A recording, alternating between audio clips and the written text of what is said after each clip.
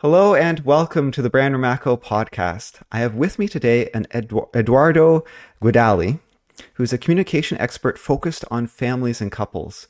And my goodness, when I think families and couples and communication, I feel like that's really you're right to the root of every problem, every concern, every worry, every bad feeling.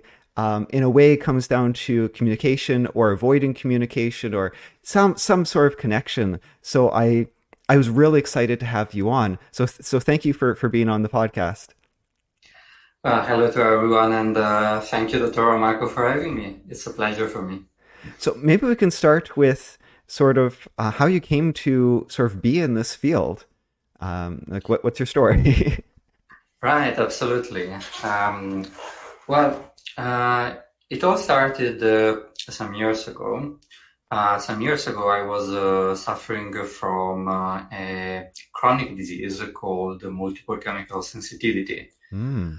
And for those people who don't know it, it's basically feeling sick and reacting to chemicals such as perfumes, cigarettes, cigars, deodorants, and the list goes on and on.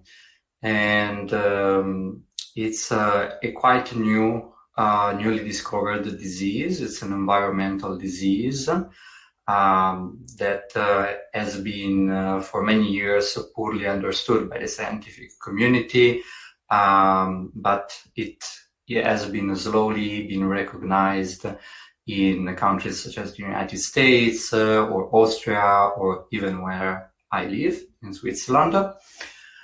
And yes, it all started from there.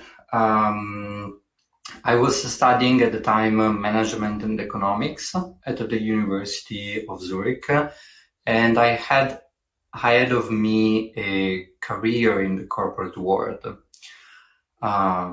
So everything was very well defined for me. Mm-hmm. Until I got sick. And it's a disease that it's quite particular, because most doctors have no training for it, as it's new. Mm-hmm. So if you go to most doctors, they won't know even what it is. So it's very hard to find someone who is capable of understanding what you're going through. Fortunately, there are some programs that you can follow on your computer, such as the Gupta program or Annie Horper's brain retraining program, that help people with these chronic conditions. And so I took one of these programs, notably the Gupta program, and I started getting better. And one interesting part is that aside for the brain retraining techniques that help me to dissociate this link between chemicals and sickness. I will elaborate a little bit more on that later. Mm-hmm. I was thinking that it was also time for a change. In a sense, in these programs, they have an holistic approach to the disease. They, of course, suggest you to have a healthy lifestyle, so to eat healthy, do sports, take care of your persona. But at the same time, they suggest you to take care also of your mental health. So they suggest things such as meditation to do on the side, or also introspection, which was quite interesting and new for me. So it all happened when I was living at my parents' house. I was living at my parents' house as I could not take care of myself, as I was deeply sick from this multiple chemical sensitivity. And I was also reading at the time a very interesting book by Wayne Dyer called The Power of Intention. And I still remember reading this sentence and this deeply impacted the way that I see things. In the book, it was written, if you start changing the way that you see things, things will change. And I started noticing like how bad was the relationship with my parents. We rarely talked. As I mentioned, I live in Switzerland, but my parents live in Italy. I originally come from Italy, and I came to Switzerland to study. And we barely talked. We had a conversation maybe once a month over the phone, maybe not even. And, it was very hard because we didn't agree on much. We had very different views on life. And it was very difficult to have a conversation. We were always trying to be polite to each other, to be nice to each other. But in the end, we ended up having lots of arguments or lots of interrupted discussions because we recognized if we keep talking, like it's not going to go well. And so I remember that there was a very open discussion at the time, a very huge fight that we had. And with that sentence in mind that I just quoted from the book, if you see things in another way, things will start to change. I had this crazy idea. I was like, why don't we fix a time and place for all of us to talk about our problems? And, everyone agreed, but everyone was really skeptic because, like when you're in a family and you are like me, 27 years old, or like my sister, who is 30 years old,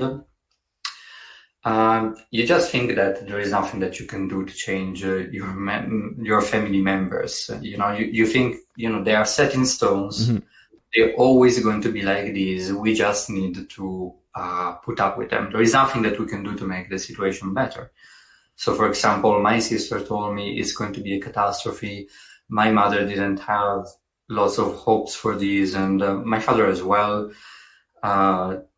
Just came because probably was like, let's see what's going to happen. But then we started talking, and I decided to pick up the role of moderator.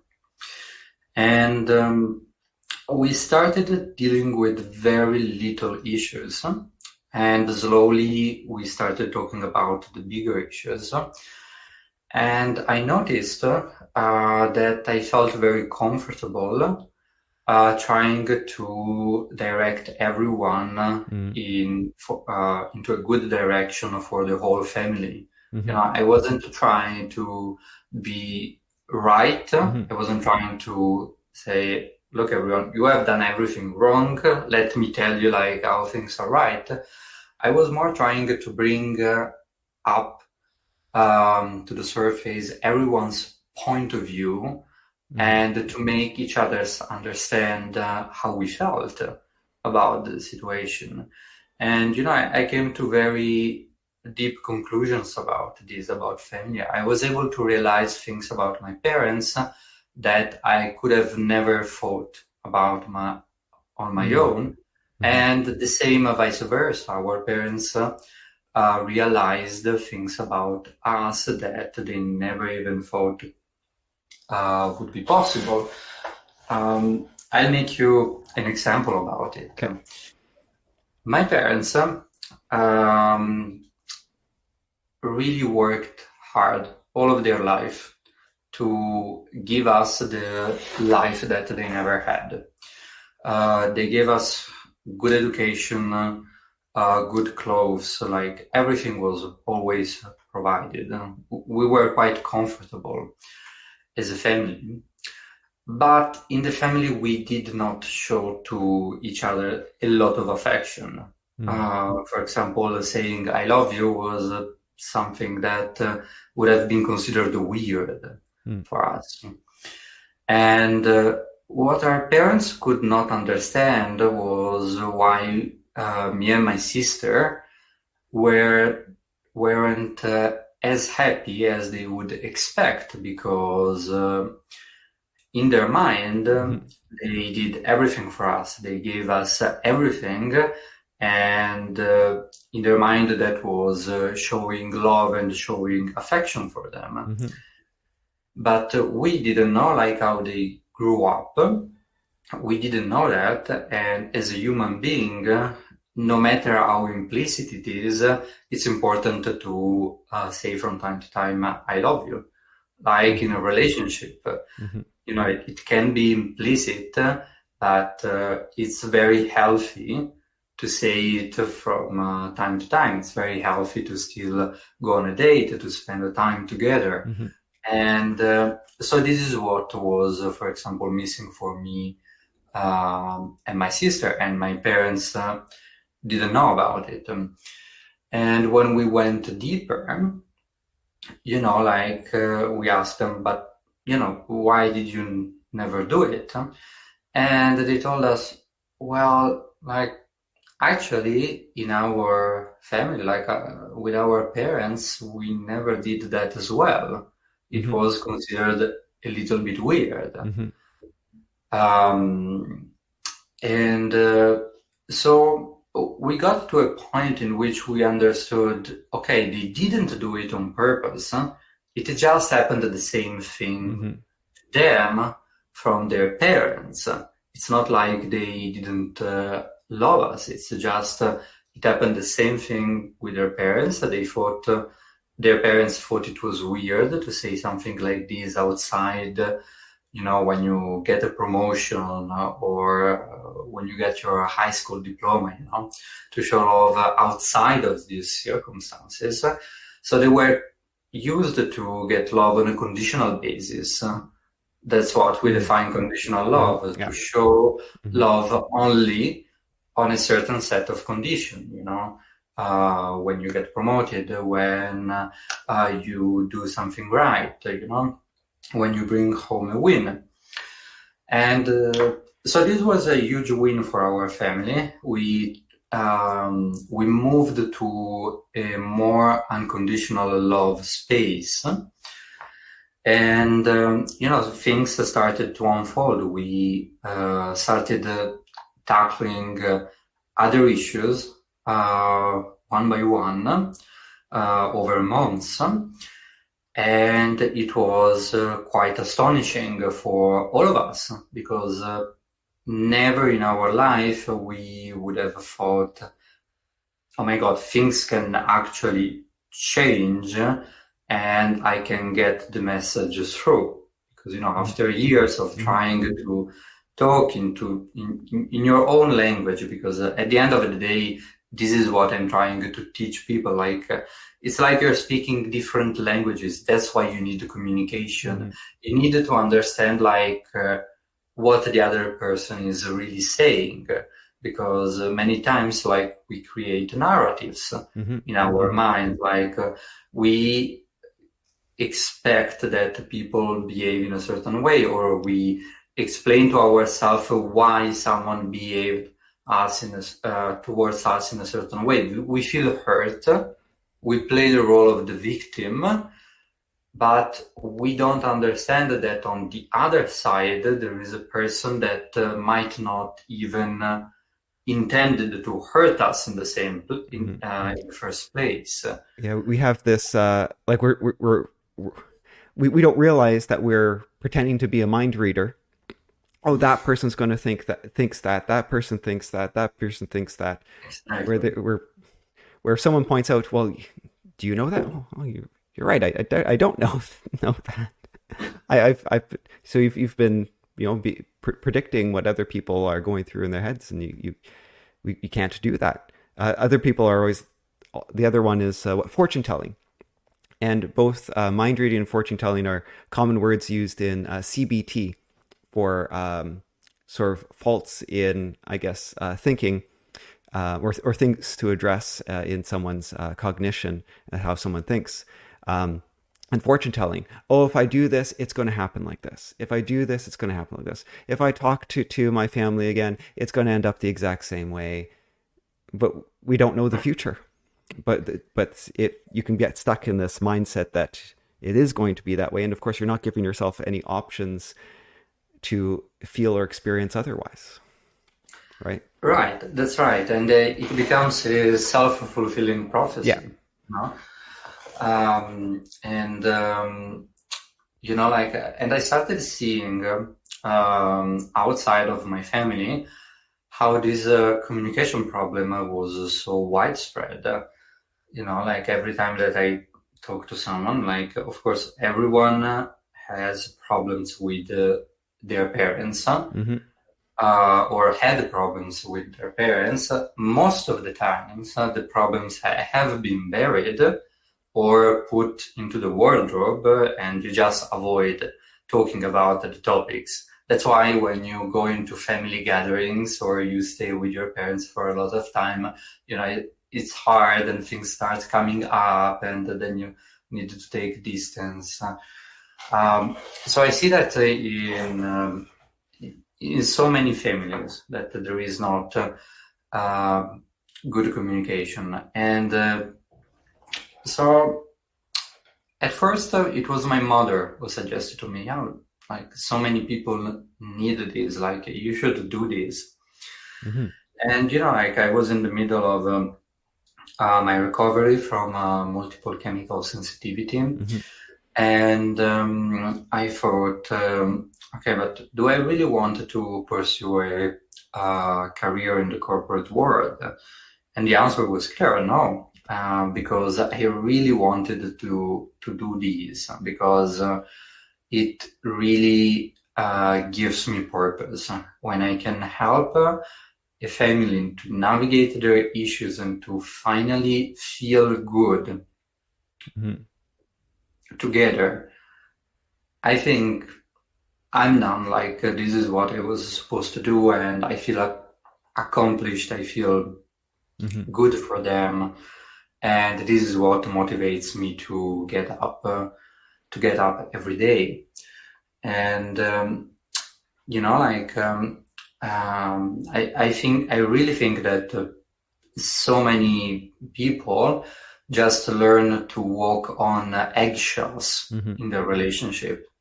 There are topics that both parties, whether you're in a couple or in a relationship, that that you shouldn't talk about, because there are difficult topics. You learn how not to talk about them. You learn how to avoid them. For example, there are people that are very stressed out at work, and their daughters or the wives, they try to talk about work, but the husband just shuts everybody out, and so the family learns, okay, we shouldn't talk about work, and that's turns out into an issue for the family, because one person of the family is not feeling well, is always stressed, and that of course has a negative impact on the family as well. It's you brought up a lot of points I was thinking of. So we feel like we've covered a lot of things. Maybe we'll go back and we'll get some lessons here, talking about multiple chemical sensitivity. And you're now, one of my instructors in school was actually a naturopath. So she was they've been on that stuff, maybe a little bit too far into that stuff, for decades, for looking for other causes of chronic disease. So that's been on their radar for a long time. So whenever we were doing differential diagnosis and she was leading the class, it would always be, okay, but what about chemical sensitivity? What about this? What about this chemical? What about their food? Okay. So I got exposed to that a little bit because of one particular instructor. But aside from that instructor, I only got that. I did functional medicine training, and that came up again. And I did that just last year, or just this, yeah, 2024. So fairly recently. And functional medicine is about basically going through blood tests and sensitivity tests and all sorts of ordering extra tests to try to solve someone's chronic problem that other doctors haven't basically solved. So of course that came up again. And it's great that you brought it up, and you brought it up and you connected it to brain, and that was part of the inspiration that brain is really important in everything, our experience of the world. The brain is, and my book, Pain is Not a Life Sentence. I'm not trying to sell the book here. If you want to buy it, that's great to the listeners. But one of the first chapters I wrote, maybe even the first chapter, was about the what pain is. Pain is created in the mind. Whether I stabbed you, that doesn't matter. If I stab someone, your experience of the world is through your mind. You feel pain. So there's always a brain level aspect to pain. Like pain isn't equal to damage. It's damage can impact pain for sure. It feeds into the pain neuromatrix in the brain, but then the brain processes it and comes out with a result that it thinks will be useful for your survival. You evolved for the pain system. And it's about this brain retraining, about brain programming, and often to get completely pain-free, the brain has to be treated as well as any structural issues that are causing problems for these like deep-seated chronic problems. Sorry, I'll tell a little bit of the story. This is a really good one. I'm soon going to record, I think, a full video just on this, of someone who had a peripheral neuropathy, nerves compressed, lost sensation in the legs. Neurologist had basically given up. It was like post-surgical, so they thought they probably cut the nerves, and like lost most of the sensation in her feet. Now, I treated the nerves, I followed the nerves, broke up scar tissue. She got most of her sensation back, but not all. And I was like, at this point, I think it's all brain. I think it's all brain. And yeah, she's 100% better. Did I treat any more treatment on the path of the nerves or in scar tissue? Nope. Just, here's what pain feels like. Poked her with the needle in her arm. Ouch. Okay. Again, that's that sensation. Okay. And I had her stare at her foot. So here's that needle. And she's like, I felt pain. I felt pain. The brain just didn't have that sensation for so long from her foot that her brain had just forgotten how to interpret sensation from the foot because the nerves had been compressed for so long. She had to retrain the brain. So I love that you brought up brain retraining, and in communication, in your habits, in every aspect of our life. We can sort of sit down and metacognition, think about how our brain works, think about how our emotions and our thoughts work together, and we can have an impact on that, and we can retrain, we can reprogram, and we can make our brain more resilient or change program, make things better, because people could get stuck feeling this is just the way I am, this is just my lot in life, this is just how things are going to be, but you can change that. Now, yes, you can't think your way into flying. You can't think your way into mending a broken bone faster. There are limitations to it, but it's an aspect that sometimes needs to be addressed. So I'm glad you brought that up. Oh yeah, nocebo. Are you familiar with the nocebo effect? There's the placebo effect. Have you heard of the nocebo effect? No, not at all. Okay. So the placebo effect is you take a sugar pill and you think, and you feel better because you think that the medicine's going to make you feel better, so you feel better. Okay. So in drug trials, they typically will give one group of people the real drug and one group of people the placebo pill, a sugar pill, and typically both groups of people get better, but typically the drug is only approved if the people in the drug group do significantly better than the placebo group, although that's not always the case. A little aside, SSRIs do no better than placebo, but you can't prescribe placebo, and placebo actually works really well. So SSRIs are prescribed for depression. So people who take pills for depression, most of them tend to feel better, even if it's a sugar pill or whether it's the real drug. But they can't prescribe sugar pills, so they end up prescribing drugs. Oh, what a great topsy-turvy world. Anyway, So placebo pills, you take a pill, you think it's going to make you feel better, so you do feel better. You think, oh, I took this, so now I'm going to feel better, and you do feel better. Whether it's pain, whether it's emotions, whether it's anxiety, most people feel better if they take a pill and they think it's going to work.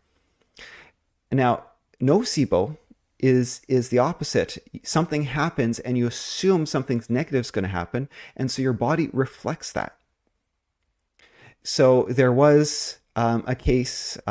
I think the most famous case was a school where basically everyone started vomiting and everyone got sick because someone got basically food poisoning and was throwing up, but then there's a rumor that it was something very contagious, and so everyone started throwing up. And none of these people had any viruses or bacteria in them. They were just like, oh, that person's sick. They said it's super contagious. Oh, you know what? My stomach's feeling upset. Oh, now I'm throwing up. You can imagine for survival, that sort of makes sense. That person's throwing up. Maybe I ate something bad too. You can imagine that's almost like a survival reaction. But everyone else was feeling sick. People were getting fevers, but they weren't actually sick. They were just assuming they should be sick, and their body made it true. Yeah, that's true. Yeah. So the power of the mind. And so I'm going to go back to maybe asking you a pretty direct question.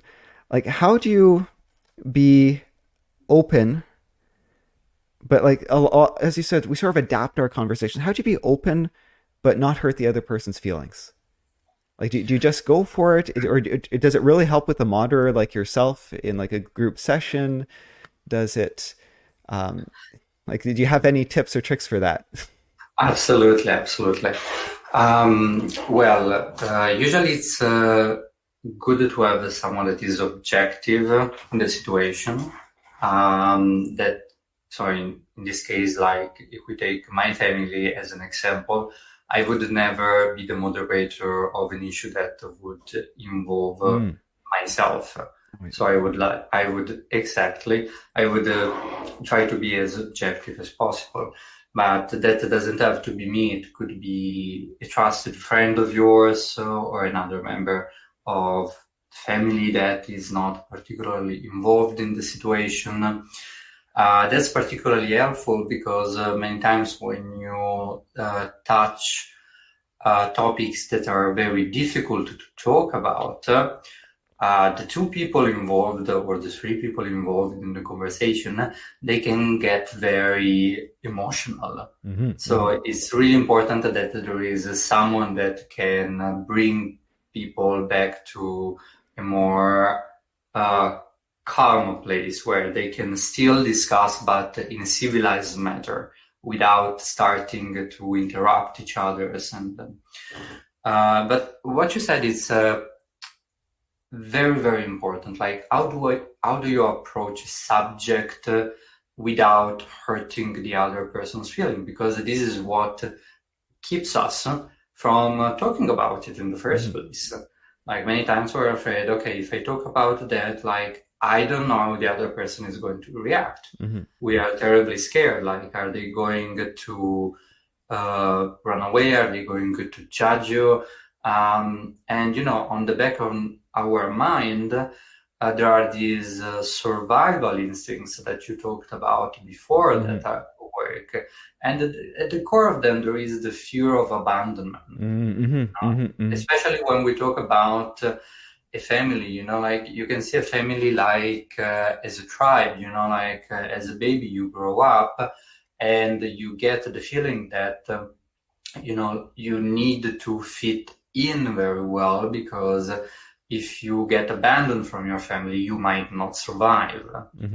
So, and this is something that still like is working in us, and it's a good survival instinct. Like, we wanted to stay with our family. We don't want to be ostracized by society because we do better when we are together. So at the core of avoiding subjects, there is this fear of being abandoned, fear of being left out. And there are many ways in which you can approach the subject. The most important concept that I try to teach to other people is to stop trying to be right in the conversation. Because most of the times in our conversations, we want to be right. We want to make a point. We want to make the other person see things exactly as we see us. Like a winner-loser mentality, almost. We have, and it's also part of the human nature. We try to be on the right side. Mm-hmm. Whatever we do in life, whatever career we start, we do it because we think that this is the right thing to do. So this is a little bit part of our nature. But in communication, this doesn't work because when we want to be right towards the other person, they feel that. And most of the time you stop listening because you're just, when the other person talks, for example, you are just waiting so that you can say what you wanted to say. And, most of communication is, done through bodily gesture. It's all, the body, the face, the expressions, and the people know that. Even unconsciously, if you are just trying to make your point and you're not listening to what I have to say, I feel it right away. So this is the wrong way of starting a conversation. And another good reason why this is not good is because, you stop listening and so you stop learning about the other person. So it's like two walls that are trying to talk with each other, you will never go anywhere. So the first thing is that you could approach the subject with stating your intentions.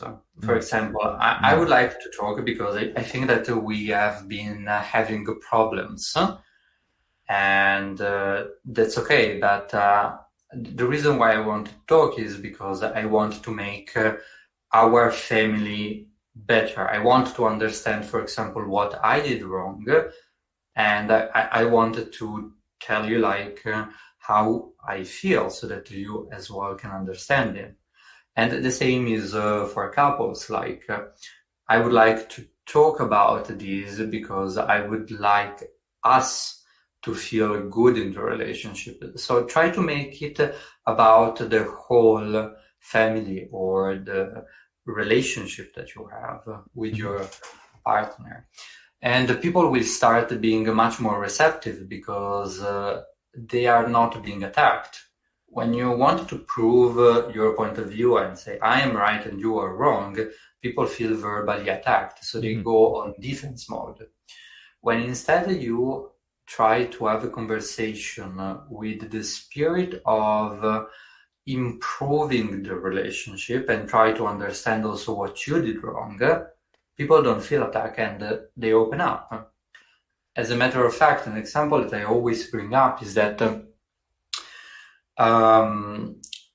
in relationships, we tend to, make mistakes on both sides. And what I advise the people that I work with is to be the first person to apologize. To be the first person to apologize. Because most of the times, and we see that often, like in our personal life, but also in movies and books everywhere, that when you apologize first, the other person will also try to apologize as well. They will say, no, it's not you that you should apologize. I should also apologize. I've done this wrong. So it's, it's kind of a relationship trick. Yeah. If you want to get the conversation started. So in my opinion, you need to start being humble. And I tell my clients, you need to understand that you're trying to build a puzzle, but you don't have all the pieces of the puzzle. All the other person involved in the family or in the relationship have some pieces, and without seeing how they feel, without asking their opinion and really listening, they want to bring these pieces to the table to finish the puzzle. Mm-hmm. So that's why trying to be right or to prove other people to be wrong, which is often the case, because we store anger inside us, we store judgments, like there have been problems that have not been solved in years, and like the more you avoid a problem, the more this problem grows, bigger and bigger. So this is what usually happens.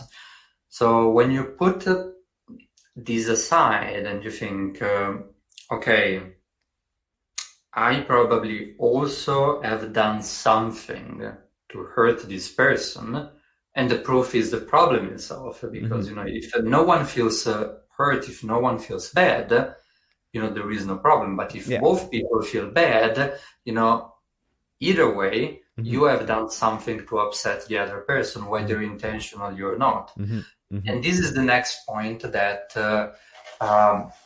is extremely important. You need to be aware that you might have unintentionally hurt the other person. Let me explain this with a little example with me and my mother. One morning we were having breakfast together, and she made the tea. She prepared the tea with drinkable water, with water from a bottle, bottled water. And she used just part of it, and she threw the rest of the water away. And as I'm quite sensitive to this matter, because I know that, on some part of the planet, so water is not accessible, and there are people not even having a glass a day, I reminded my mother to be a little bit more mindful about that, and that there are people really struggling.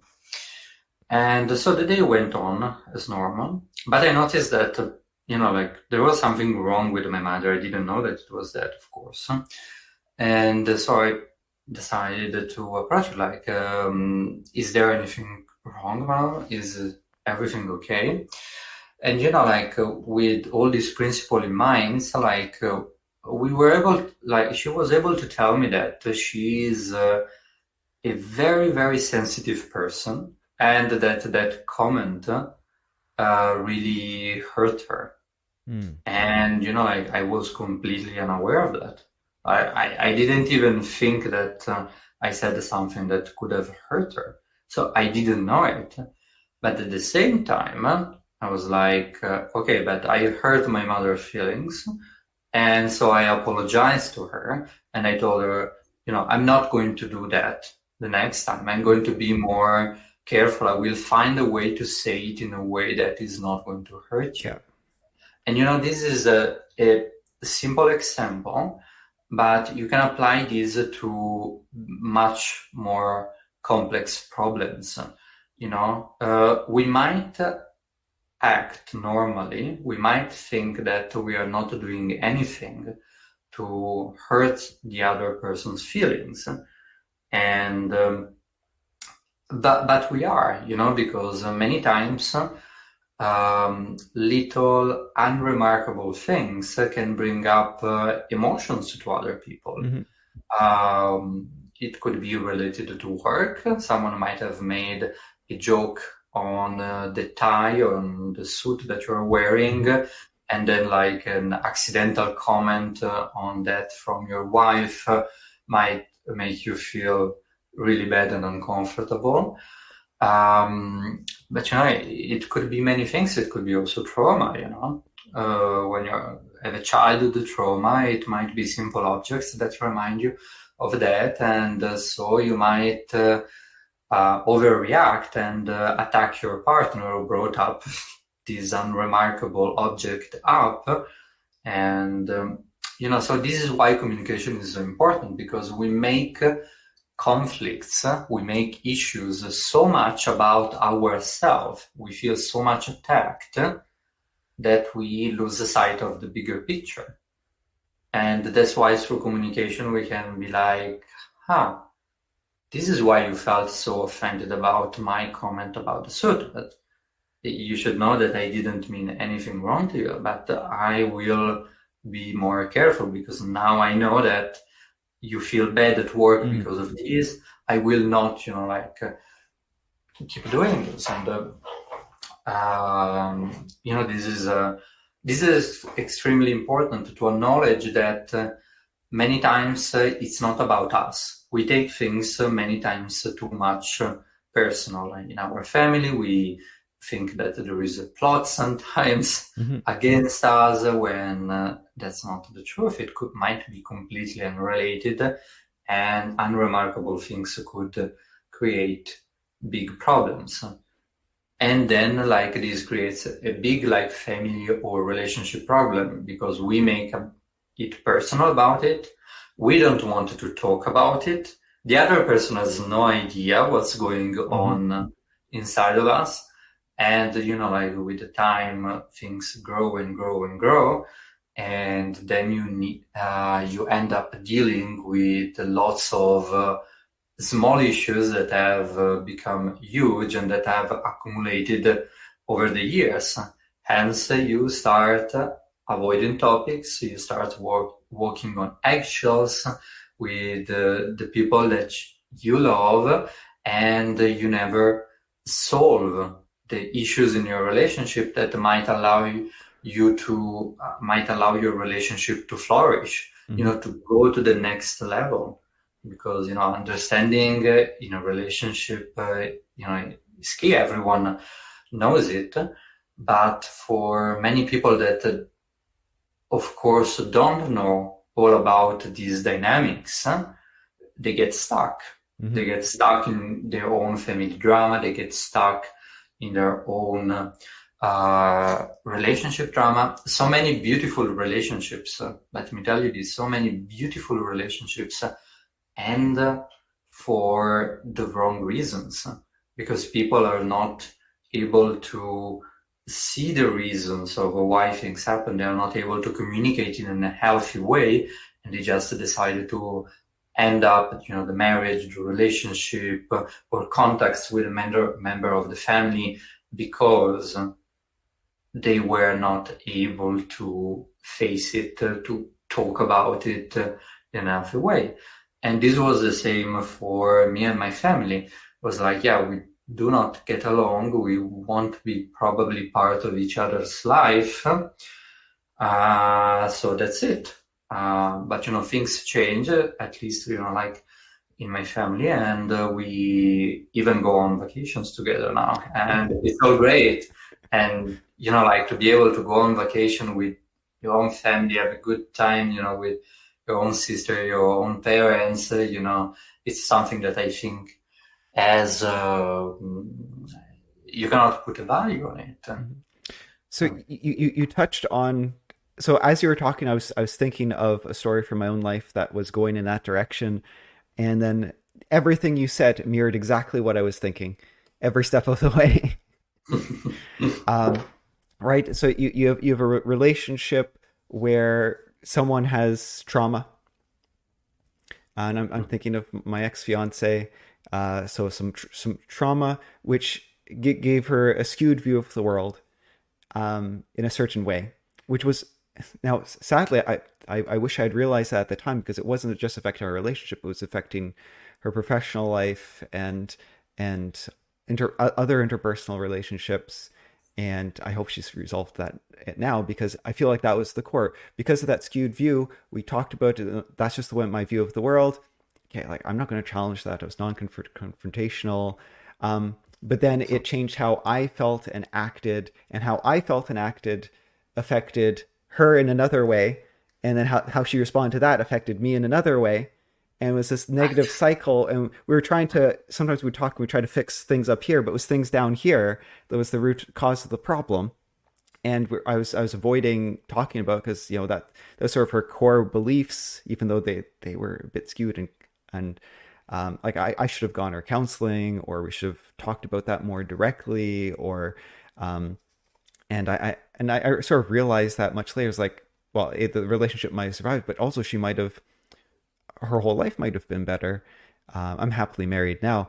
But I do think that I hope she's doing well because, yeah, and I hope other people in that scenario, if you're dealing with surface level stuff and you don't talk about, like you mentioned trauma, and I do think it's connected to trauma in some way, but never really shared the story with me. Um, but yeah, someone could be dealing with something that's affecting how they interact with others, not just the relationship, and putting blame on things. It's my fault for not helping. Like, I'm not putting the blame on her. It's my fault for not addressing that in our relationship. We were a team. We're partners, um, and that's how it should be in a partnership. Um, Mm. and so yeah, thank you for point every step of that out and all the things you can do at all those steps. And so it really reflected with my personal story. We are starting to run out of time. So is there any last message that you would have for the audience? It can be intimidating to approach this kind of communication with someone, because as we talked about before, some people are just crazy scared that the other person, for example, in a relationship, is going to just go away. Mm. And I understand that it's not easy, and that's why I do what I do, because I think that it's important to be supported. But I just wanted to leave the listeners with some practical tips to implement on their own in case they decide to do that. And I encourage, everyone to give it a try, because, it's amazing when you are able to communicate with people in your relationship, in your family. Like, you just elevate your relationship to the next level. And as you mentioned, you can help people solve their issues, because now they have a good listener in front of them. They have Mm-hmm. support, and maybe they don't talk about these topic with no one. They don't even want to go to a psychologist, but they have you, and they can always talk to you. They can always rely on you. So it's amazing, and you will see. So what I suggest people that are interested in doing this, if they want to do it on their own, is the following. First of all, don't try to approach the topic out of the blue. Like, for example, in a family setting, don't just go home tonight and at dinner say, okay, I want to talk about our problems. Please don't do that. That's not good. And I will explain to you why. You need to give people time. You need to give people time and to get ready psychologically. So what I would suggest is that acknowledge that there are some problems. Bring up, okay, I think that we're having some issues, or I would like to talk about certain things with you because I don't really feel well about this and that, or in this relationship. Could we please all find a day and a time in which we can talk about these things? And the reason why this is important is because, for many people, this will sound like shock. So many people, are even in denial. They will tell, no, there is nothing wrong. Like, everything is fine.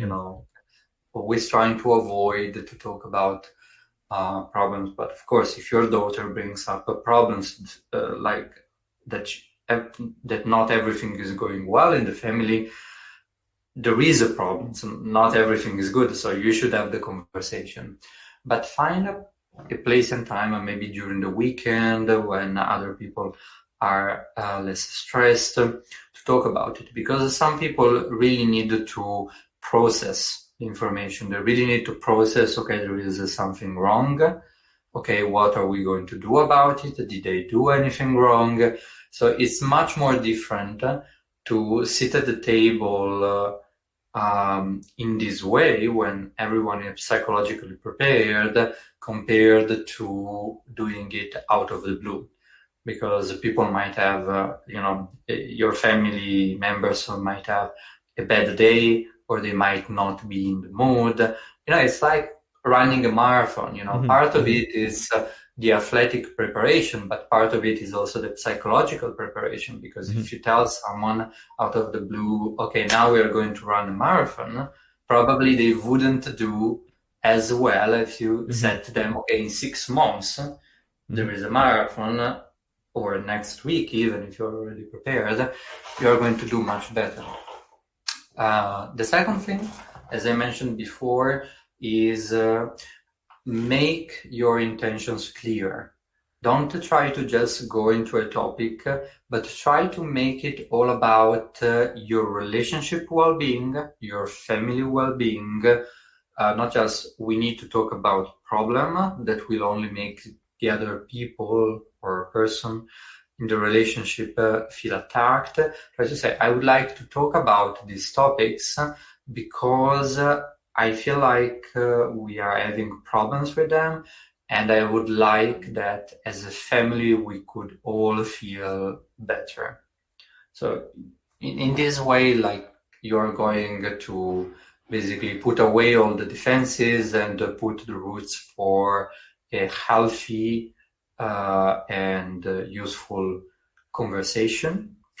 Then the last tip, since we're running out of time, um, make this session time constrained. Hmm. So don't sit at 2 o'clock in the afternoon and talk about 7 in the evening. That's smart.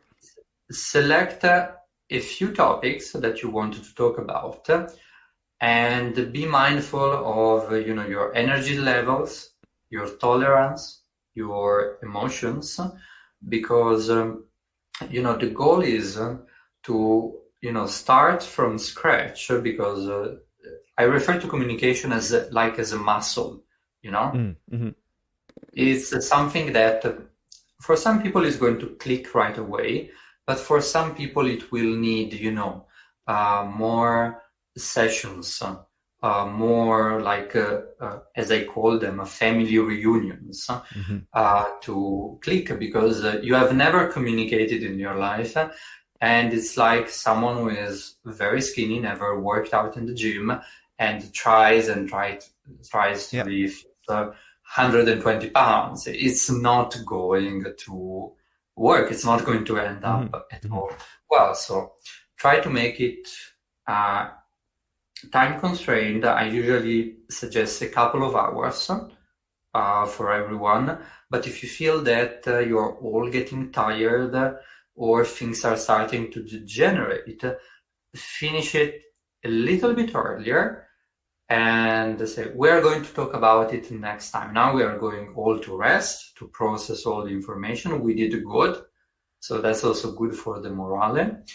And do not talk about it afterwards. Hmm.